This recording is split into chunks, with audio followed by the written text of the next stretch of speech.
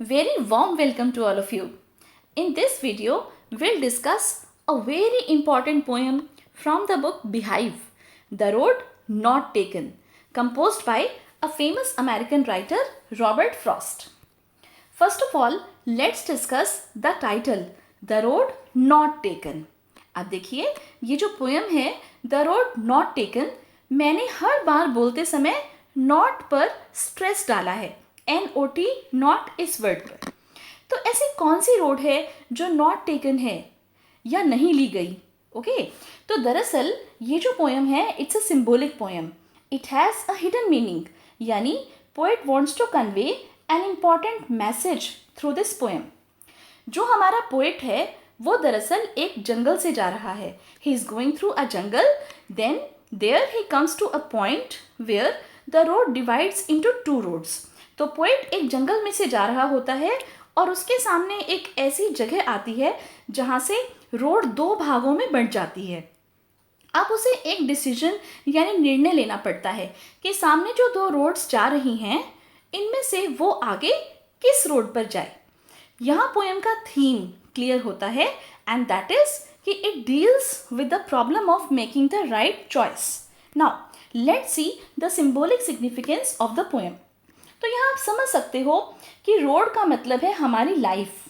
कई बार रोड पर चलते समय सामने दो रास्ते आ जाते हैं, हमें उनमें से एक को चुनना होता है.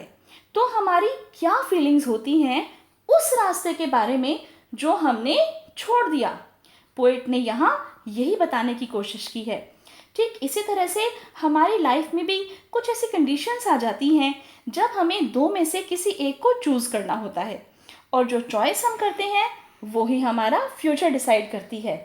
और अगर हम रॉन्ग चॉइस कर लेते हैं तो हम रिग्रेट करने लगते हैं, पछताते हैं, क्योंकि अब हम यहाँ से वापस मुड़कर नहीं जा सकते. तो इन्हीं सब बातों के बारे में रॉबर्ट फ्रॉस्ट ने लिखी है ये poem the road not taken. तो let's start. Stanza 1. Two roads diverged in a yellow wood, and sorry I could not travel both, and be one traveler long I stood, and looked down as far as I could, to where it bent in the undergrowth.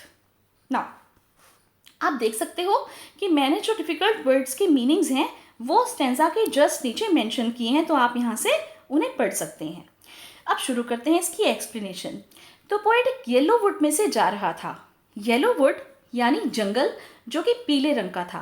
अब पीले रंग का जंगल कैसे हो सकता है?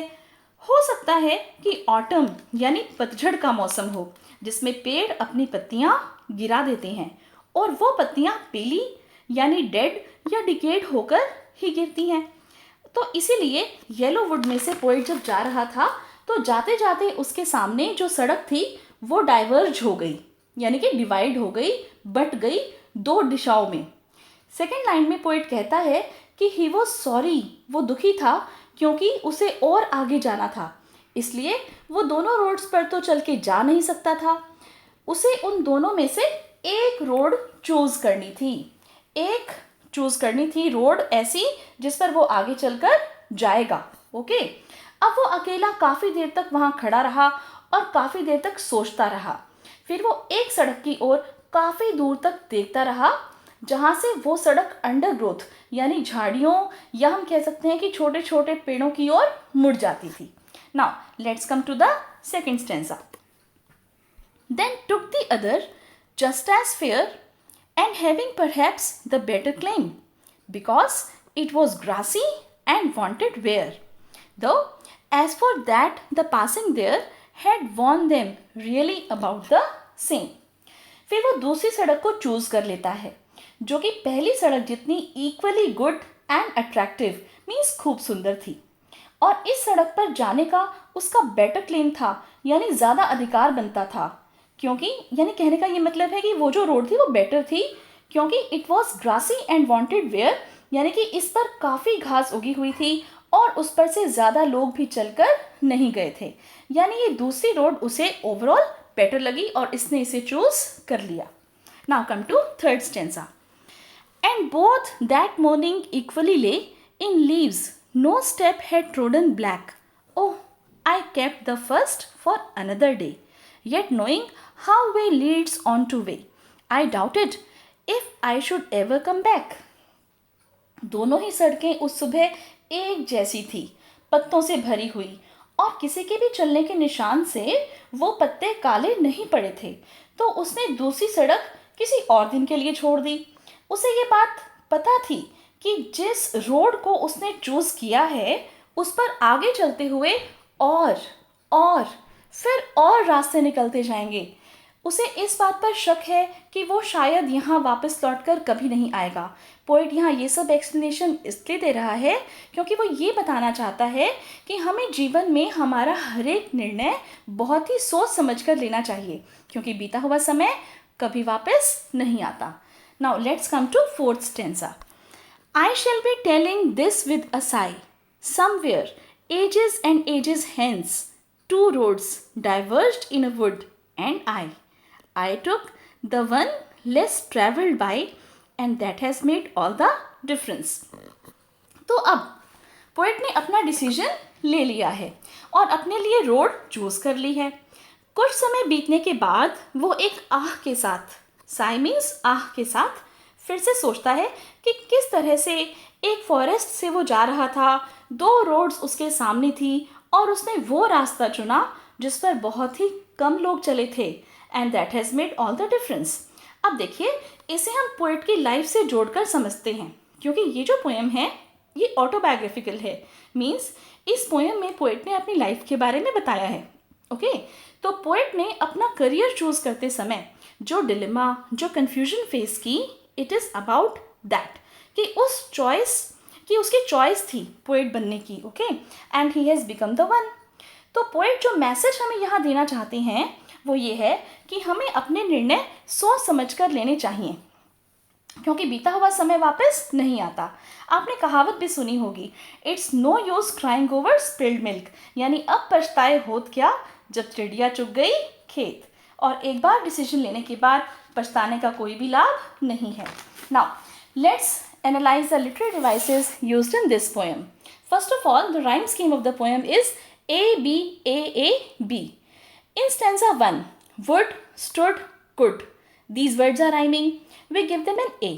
Then both and undergrowth. They are rhyming. We give them a B. Hence A-B, A-A-B. Then in stanza 2, fair, claim, same. These words are rhyming. And where and there. They are rhyming. Again, the rhyming scheme is A-B, A-A-B. Similarly, in stanza 3, lay, day, way, and black and back. These words are rhyming. In stanza 4th, sigh, I, by, and hence and difference. They are rhyming. Okay. So A, B, A, A, B. Overall, the rhyme scheme of the complete poem is the same in all the stanzas. Then we have symbolism. The poem is symbolic. ये मैंने आपको पहले ही बताया था कि यहाँ पर जो दो रोड्स हैं वो चॉइसेस के बारे में है। रोड का मतलब हमारी लाइफ, और दो रोड्स यानी कि कई बार लाइफ के अंदर दो चॉइसेस आ जाती हैं जिनमें से हमें एक चूज करनी होती है, hence symbolism. Then we have anaphora. Anaphora मैंने आपको प्रीवियस वीडियोस में बताया है इसके बारे में कि जब हम यूज़ करते हैं किसी भी एक वर्ड को या दो वर्ड्स को eight the beginning of the sentence. Okay, तो रिपीटेड यूज़ होता है किसी एक वर्ड का बिगनिंग ऑफ द सेंटेंस पे। यहाँ एंड जो है it has been used at the beginning of line 2, 3, 4। Okay, hence anaphora. In second stanza, alliteration is used. Okay, alliteration is the use of consonant sound at the start of two or more consecutive words. Here you can see wanted where.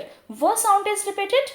Then though, that, the sound is repeated. In stanza 3, we also have alliteration, as we can see that first sound is repeated. Fine. Now come to stanza 4th. We have repetition. Repetition is the repeated use of word or sentence to lay emphasis. Okay, here word ages is repeated because the poet wants to say after many years the sentence two roads diverged in a wood, because it depicts the main theme or the message of the poem about making the right choice or choosing the right choice, because our future depends on that. So I have already discussed the message of the poem. Once again I am telling you that you should take your decisions very wisely, because your future depends on the choice that you make today. So the message conveyed by the poet is a very important one. he tells us that man comes across many situations when he has to take a decision which sometimes can be crucial. We must take the right choice by keeping in mind that opportunity knocks only once. तो I hope कि आप समझ गए होंगे कि Robert Frost इस poem में हम सबको क्या इंपॉर्टेंट मैसेज देना चाहते हैं. ऐसे ही और वीडियोस देखने के लिए please subscribe to my channel on YouTube and don't forget to like the video and share it as much as possible. Thanks a lot for watching. Thank you.